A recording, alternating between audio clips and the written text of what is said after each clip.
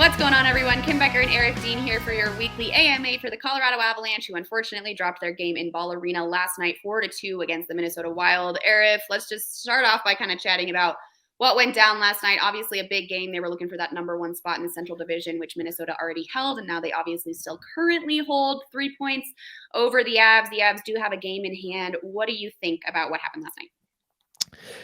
It was a game where the Avalanche fell into a hole early and couldn't find a way out of it. I thought they were great in the third period, obviously, which is what you want to see down 2 goals. They were strong in the second period, but there was a question asked post game about it was to Jared Bednar, and it was this game an example of just how slim the margins are? And I think that nails it right on the head.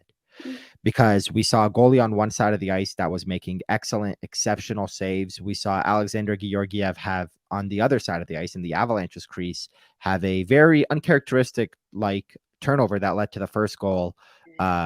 And then the Avalanche obviously had a very uncharacteristic turnover from Cale Makar at the blue line on the power play that led to a shorthanded breakaway goal. So just very uncharacteristic mistakes, but just a sign of how slim the margins are in a game like that, a playoff atmosphere game, which this team knows very well what that means coming off a Stanley Cup championship. It was one of those types of games where the difference, was a couple bounces here and there. Had Freddie Gaudreau not scored on that power play and instead Cale Makar set up a goal for the Avalanche, we could be talking about the slimmest of margins for why Minnesota lost. But instead, it's why the Avalanche lost. They shot themselves in the foot with turnovers early. They couldn't dig out of it, especially against a red-hot goalie in Philip Gustafsson, and that is the result that comes from that. Okay, and actually, Michael and I, our producer, were talking a little bit off camera just about last night's game. At this point in the season, I think these are the games that the Colorado Avalanche need to prove that they can take care of, because obviously they've got the Sharks, the Ducks, the Blackhawks, some teams on their schedule that's remaining in the regular season that they obviously should beat, and they have in the last several games. But these ones against the Wild, against the Stars, I feel like they're games that need to be taken care of by the Avs if they're really going to make a solid postseason run. Do you agree with that one? I agree with the first part. I disagree with the second part in the sense that I don't think they need to win them to make a solid postseason run, but I do think that they want to win these games because they know exactly what you just said. They were beating up on bad teams after bad team after bad team. Yeah, they had a shutout against Vegas a few weeks ago and they beat the Edmonton Oilers and they had some, great wins in there, but they came into a game against Pittsburgh on a Wednesday on TNT, and we're talking about last week, with an opportunity to jump into first place in the Central for the first time all season against a team fighting for their playoff lives, and they lost. And then they went into Arizona. You got to play the schedule ahead of you. You can't choose to pick Dallas after you lose to Pittsburgh. You play the schedule that's there. After Pittsburgh, they went Arizona, Anaheim, win. That's the reality. Those are 3 bad teams. You beat them, setting yourself up for another opportunity against another playoff team. In fact, the team that you're fighting for first place with. And they lost that game too, and they're not happy about it. I mean, there was audio that I had of Lars Eller, which I just published on the podcast that I do with JJ Jerez, Hockey Mountain High. So please look that up. It's great audio. I talked to Lars Eller one-on-one after the game, and he was so visibly upset, angry. His lips were quivering when he was talking about the game. And all I asked him was, how did the game go? And what were your thoughts of how you guys performed? And his direct quote, and I'll read it off. He said, it hurts. And we should remember that feeling because I think we're going to run into them again here down the line. I don't know when, but when we do, we're going to remember tonight and we're going to have a response next time we play them. That's kind of what's in my head right now. And this anger among the team of we had it. It was right there. So I don't think they need to win these games to have long playoff runs. This is a team coming off a Stanley Cup. They have game breakers that can turn it on, but they wanted that one so badly.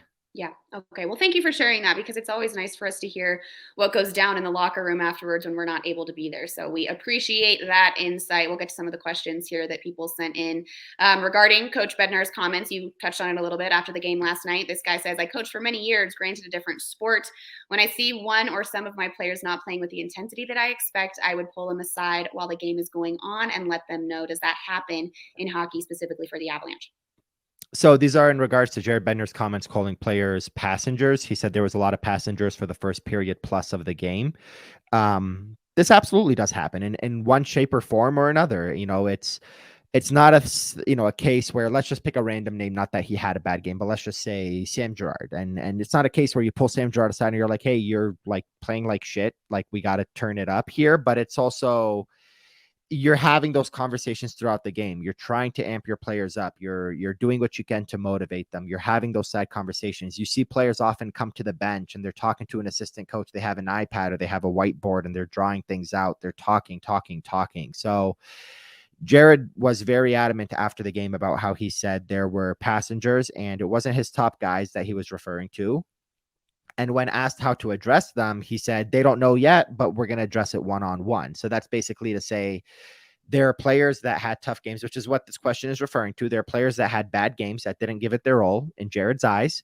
And maybe he didn't say that to them specifically during the game. He did his part as a coach to try to motivate them throughout the game to get the best out of them, but they will hear about it Thursday and Friday in the days off between tonight and Saturday. Okay. Yeah, I would expect that they're definitely going to hear about that. I don't think that's something that he's going to just let go at this point in the season for sure. And we all know what a respectable and admirable head coach Jared Bednar is. So a good question there, though. Like to hear that. This next one, why does it seem like the Avs don't have the clutch gene this year? It seems like anytime they're down late in the game and pull the goalie, they seem to overhandle the puck and it ends up in their net. What are your thoughts on this, Eric? I mean, they haven't had as many of those goals this year as past years. They haven't had that cardiac kids, comeback kids kind of feel, the pesky feel to them as much. They have had a few of them. There was several. There was one against the St. Louis Blues on the road in January. There was a game against Edmonton where they were down 3-0 and won in overtime after tying it up late. So they've had quite a few of them. The reality is they also haven't trailed that many games by one goal. They haven't let in a lot of empty netters. They've scored the first goal a league leading 47 times this year out of 74 games now.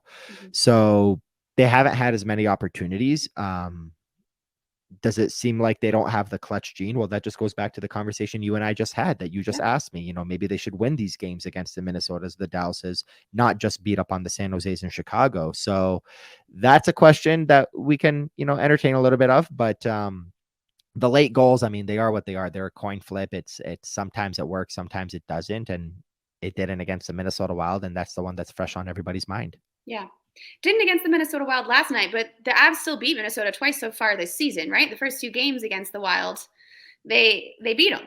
And I believe both were on the road. They were on the road. Yeah, they were both on the road. I'm pretty sure. Yeah. So those are tough games. I mean, Minnesota's playing incredible hockey right now. They entered the game yesterday with one regulation loss in their last 20. So make it 21 now after that victory. They are playing absolutely spectacular hockey. Their trade deadline acquisitions, we all saw one of them yesterday. Number 90, Marcus Johansson, was unbelievable.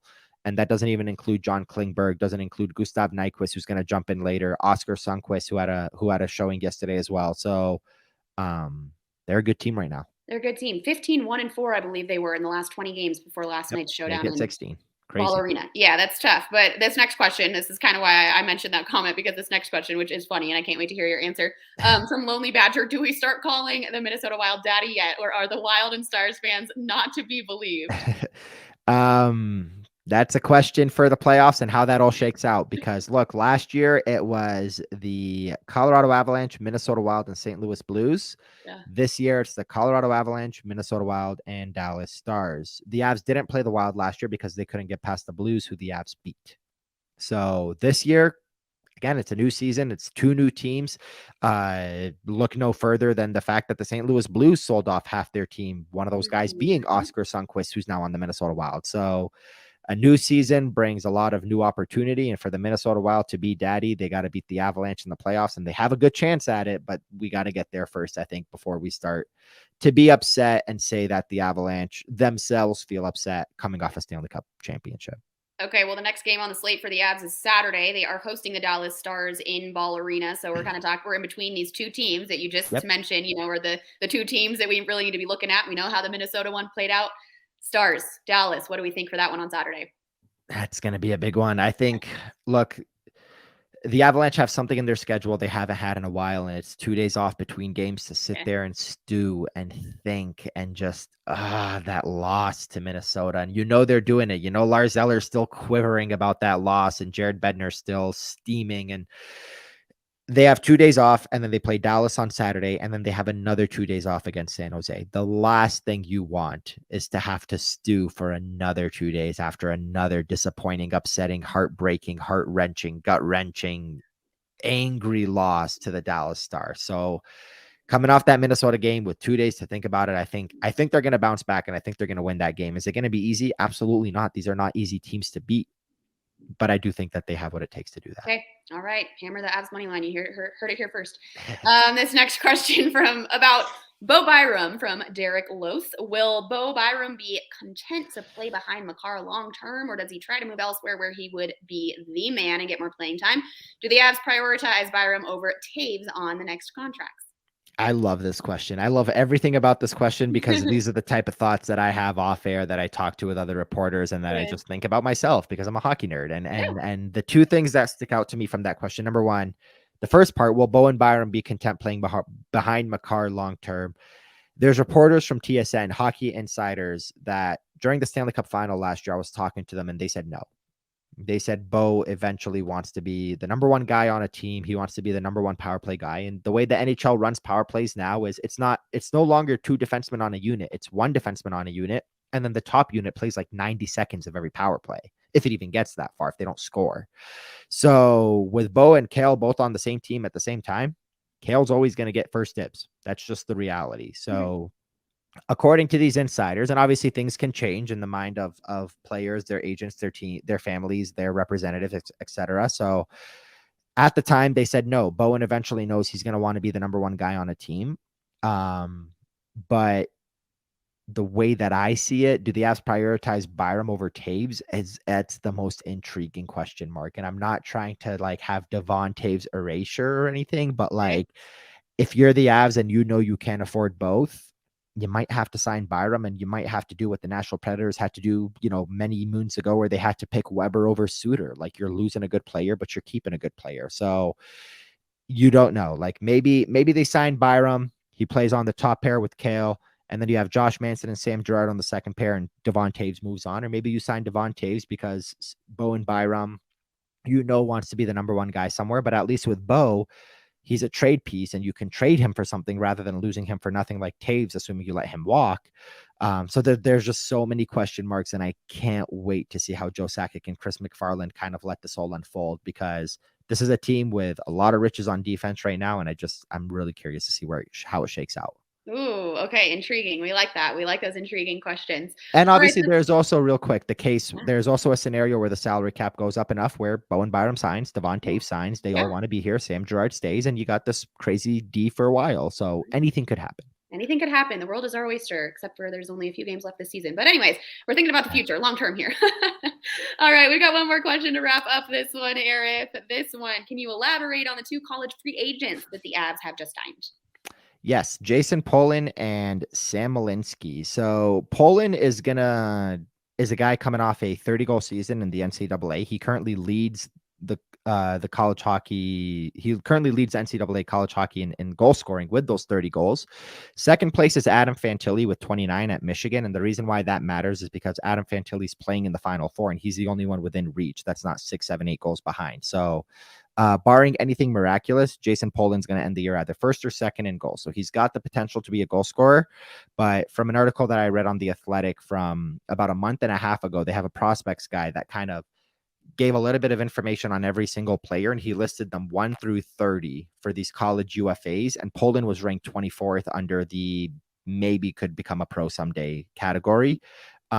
So you never know. The Avalanche, like you said, there's a lot of, there's going to be a lot of opportunity for them in the upcoming years, and they're probably going to lose more guys. Devon Taves, Bowen Byram, that's one conversation, but there's forwards they might lose. They've already lost Burakovsky and Kadri. So opportunity will be there. They want somebody to grab a hold of it. They wanted Ben Myers to do it this year. He didn't. Maybe he does it next year. Maybe Jason Polin pushes him. Maybe another rookie pushes him.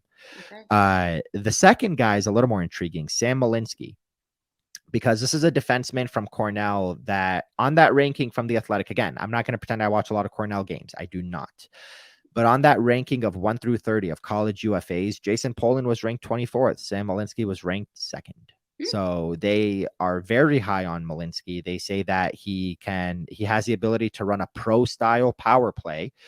There's videos on Twitter, and this is for you, Kim, and this is for our listeners as well, for people viewing this show. Yeah. Go look up Sam Malinsky on Twitter. Look at the videos. You'll see a lot of him towing the blue line, doing a little shimmy shake, fighting off opponents in a very Cale Makar-esque style. And that's why this Athletic article literally has a sentence where it says that his skating is solid. He can create with his skill and feet. He has the ability to run a pro power play with his vision and shot.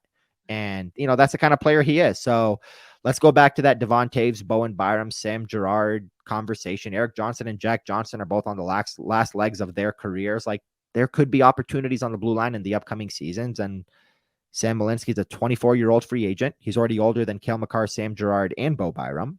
So if there's an opportunity for him, it's going to be now. It's going to be in the upcoming seasons. And kind of like Ben Myers, he might have an opportunity to really grab a hold of a roster spot this upcoming season, maybe the season after that.